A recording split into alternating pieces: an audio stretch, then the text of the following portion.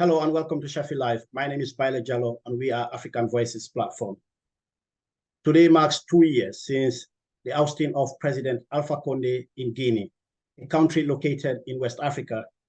And just hours after the ousting of President Alpha Conde by the special forces led by Colonel Mamady Doumbouya, he made a statement on national television promising Guineans that the mistakes of the past will not be repeated again. He also stressed that all Guineans would be equal in front of the law. Thousands of people took to the streets of Conakry and other parts of Guinea to welcome the junta. But 2 years down the line, a lot has changed. What has changed? We are here to discuss this today on the anniversary of the junta taking power in Guinea. Joining me from London is Sherieff Bah, who is the Communications Secretary for the FNDC here in the UK, a body that has been fighting for the restoration of the constitution since President Alpha Conde wanted a third term in Guinea. He managed to change the constitution, which led subsequently to his overthrow.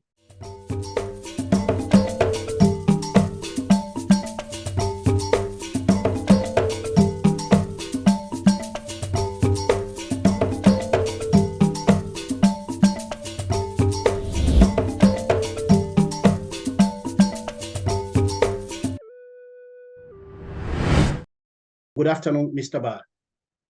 Good afternoon, Mr. Bailo. Thank you so much for having me, and good afternoon to your Thank you very much for joining us as usual. The time the junta took over from President Alpha Conde, just days, we had you on this particular show, and yourself and many Guineans across the world were happy, jubilating the fact that President Alpha Conde was ousted.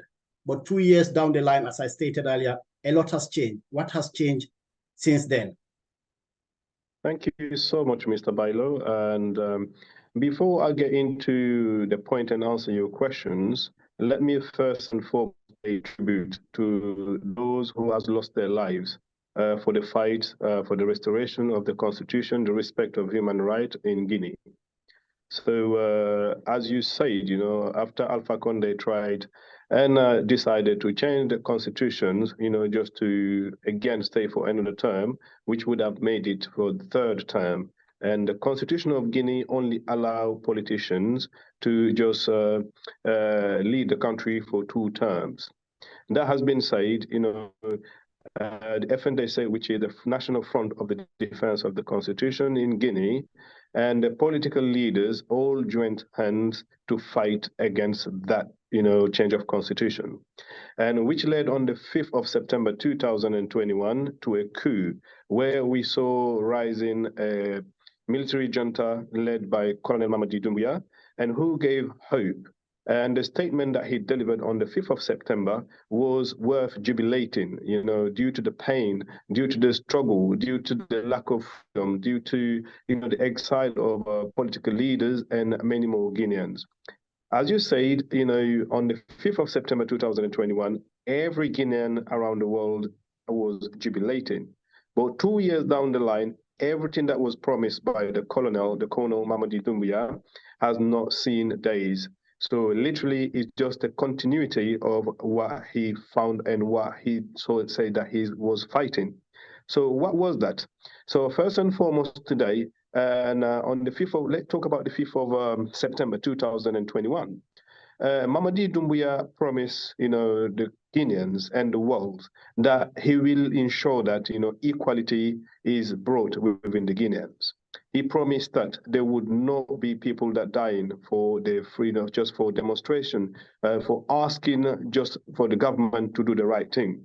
He said that there would not be corruption. He said that within 2 years, they would have organized, just for the return of, the political figures within the country.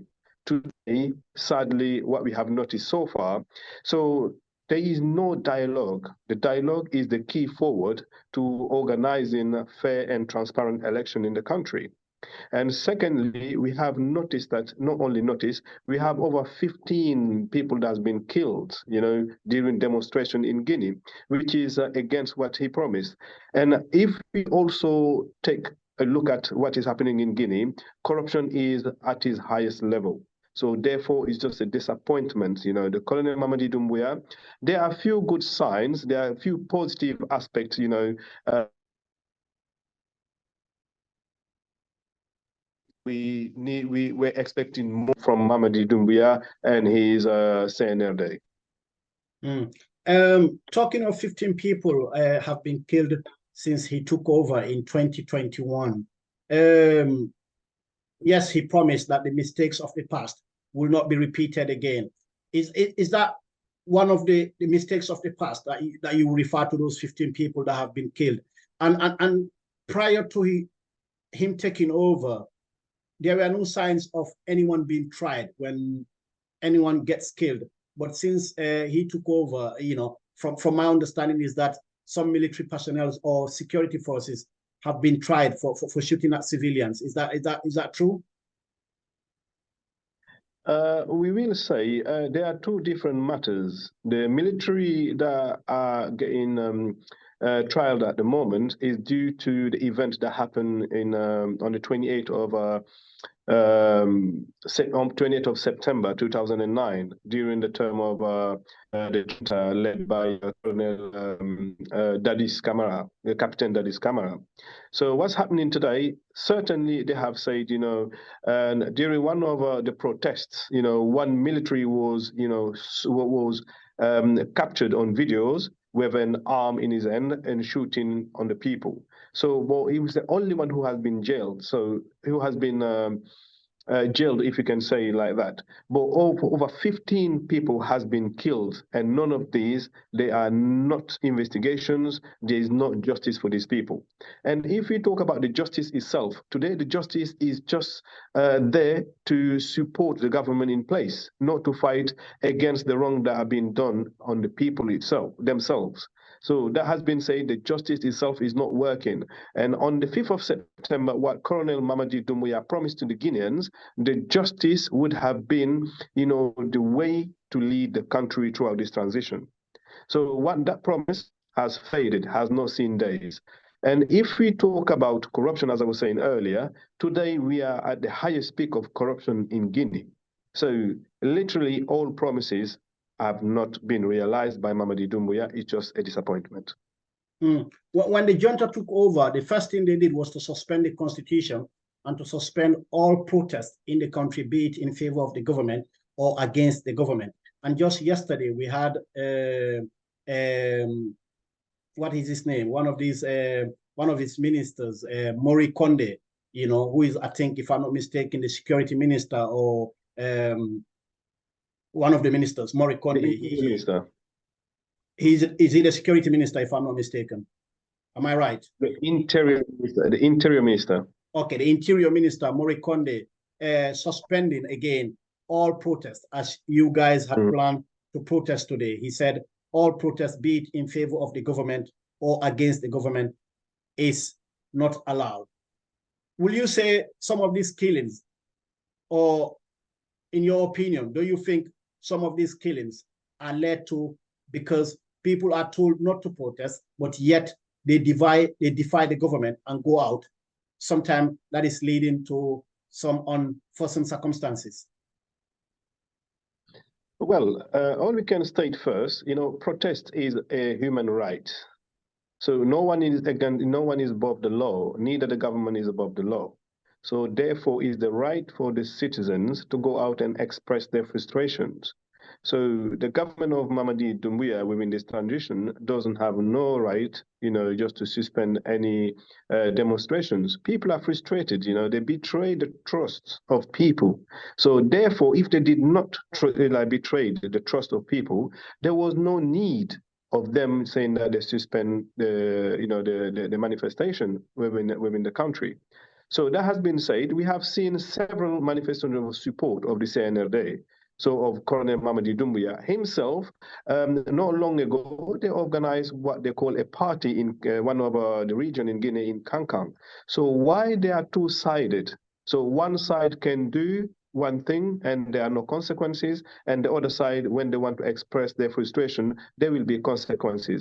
And the sadness about these consequences, there will be people killed by the armed forces. So this is where we don't understand where is the justice. This is where we do not understand why there are two types of Guineans. Those who are against, the wrongdoing of, Mamady Doumbouya and his government, they should be punished without justice being done. And those who are in favor of what's happening, there is nothing for them to worry about. So this is where the frustration is coming from. They are creating the frustration within the people, and they are also killing the people themselves. Therefore, all we asking is for them to put in place a situation whereby the country is going to come out this transition, because the transition is not the way of development. It's just holding the country back. So we need to come out of this as soon as possible. But at the moment, the country is just held in hostage. You talked about dialogue earlier, but just a couple of days ago, the spokesperson for the government, Usman Gawal Jallo, called on political parties and other stakeholders to come to the table, that the only way forward for Guinea to get into its position, to get back into its faith, is by dialogue. What's so hard in getting to the table? It's just the transparency of the dialogue itself. When Mamady Doumbouya came to power, as we said earlier, everybody was jubilating.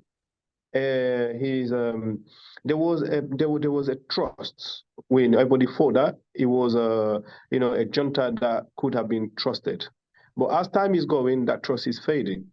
So what Mamady Doumbouya and the junta, what they did is to organize a so-called dialogue whereby certain political parties decided, yes, they're going to join, but they use them until a certain point. So the main political figures, like if you talk about Tite, you talk about Seli Jallo, we talk about Sekou Kunduno. So all these people are exiled. They are not part of, the civil society. They are not part of that dialogue. So what the junta did is to create so-called, political parties, so-called civilians, put them together and organize a so-called dialogue. But what happened recently, even those who were used, those who the junta used to so-called that dialogue are now frustrated. They just released a memo whereby they said the transition is not going the way it should be. So therefore, they're asking now the government of Mamady Doumbouya to organize a true dialogue where the ECOWAS will be present, led by the ECOWAS, the international community, we've got also the leaders of Guinea. So they're asking a very simple thing, but in a true and transparent way. So, but this is what the government does not want to do. They're refusing to want dialogue so that can, see a sort. Okay, I believe some of our listeners or viewers may have understood what you're trying to say there, even though your internet connection was a bit bad there. Speaking of ECOWAS, what role do you really want for ECOWAS to play? Looking at the region at the moment, we've seen what happened recently in Niger, similar coup d'etat, even though the situation is different, but we've heard of ECOWAS threatening to do a military intervention in Niger. And we've seen countries like Guinea, Mali, and Burkina Faso also pledging support for Niger, saying, look, they are in support of Niger. And Mali and Burkina Faso, to be specific, threatening that if ECOWAS does intervene militarily in Niger, that means it is war against their own countries as well. Guinea has not gone that far by saying anything, but they are against a military coup in Niger. What do you think ECOWAS should play or should do in terms of Guinea? Because we know December last year, the strategy for the transition was drawn, where the current junta said they were going to be in power for 34 months and later organize a free and fair election. The way that transition is happening right now, do you trust the way things are going? I know you've mentioned that there is question mark on it, but do you think ECOWAS can play a fair role here? And do you think there will be a proper outcome in terms of Guinea, looking at what is happening across the region? Well, first of all, as we said, there is no transparency on the way the junta is leading this transition. So the junta is playing the smart, how we call that, the smart political way against, the people of Guinea and also the ECOWAS. But what they have not realized, whatever they draw is just catching up with them as well. So what I'm trying to say by that is, okay, the junta has decided, in common understanding with the ECOWAS, that within 24 months, okay, they will hand back the country to a civilian government where they will organize fair and transparent elections. But today, what is just coming to surface, they are not organizing none of that, and no one is seeing that happening true. So that's the reason why within the bullet point that they raise themselves, there are few that are not needed, and they're asking a huge amount to organize those elections, and the amount of they're asking is not justifiable for the elections or the return of civilians to power. Now, in regard to ECOWAS playing a role in West Africa, especially in Guinea, Niger, Mali, and Burkina Faso, the threat that the military junta is doing, we think is just smoke. So what I'm trying to say by smoke, they have decided for a certain period of time, this is what they decided, that's what they agree. Within that period of time, they're going to organize elections and they're going to leave it to civilians. So the ECOWAS, we are not, we are not promoting violence. We are Democrats. What we want is peaceful transition where, the junta organize the elections as agreed by the people and the ECOWAS, and they just hand power to civilians and they move on to their own businesses. But this is not their agenda. They have a hidden agenda whereby I believe ECOWAS these nowadays need to step up as what they did in Niger. And they have to be firm and they have to be determined. It don't matter what the consequences is. Again, I'm going to relate to that. We are not promoting violence, but already taking power against a government that is elected by the people is already a source of violence itself. So oppressing the people is sort of violent. Holding up the process with the progress of a nation is a violence itself. So refusing for people to exercise their human right is a violence in such. So therefore, everybody needs to come together to stop these juntas, just to deploy the agendas, and we just ensure that we come as one people, one nation, one ECOWAS, and then we fight for the return of civilians in power. As we are running out of time, I just wanted to ask you a couple of questions before I let you go. Looking at what is happening in Niger right now, do you have hope that a military intervention in Niger will also lead to another in any of those countries we've mentioned, that is Guinea, Burkina Faso, and Mali? And also, do you think ECOWAS is well equipped to deal with those countries right now? So talking about equipment, already the ECOWAS is part of the African United Nations, and ECOWAS is part of the United Nations themselves. And if Mali decides to just support Niger, as they said, this is an interference. So therefore, it's not only the ECOWAS or the country within ECOWAS, which I believe will stand against, for stopping those countries to interfere for the return of civilians in power. So that has been said. And even if ECOWAS is not equipped, then the United Nations may find alternatives to support ECOWAS in stopping these people, because it is an unfair interference of those government, they are not legal government, they are juntas. But you and I know the geopolitics of the world right now, especially with Africa, the geopolitics of Africa right now, certain countries are supported by Russia and certain countries are supported by the Western world, such as the United States, France, and the UK. So looking at that, just a couple of days ago, when China or when France and other countries were pushing for Mali to be sanctioned again, Russia vetoed that. So how on earth do you expect the United Nations to be so clearly and easily just happen to do what you want in West Africa? So as you said, they went by the text, they went by the book. So Going by the books means that they have to go by the text of the United Nations. The United Nations got a constitution. African Union has a constitution. The ECOWAS has a constitution. All combined together will define the action, the proper action to be taken against the interference of a nation towards another nation for the return of, the return of the civilians in power.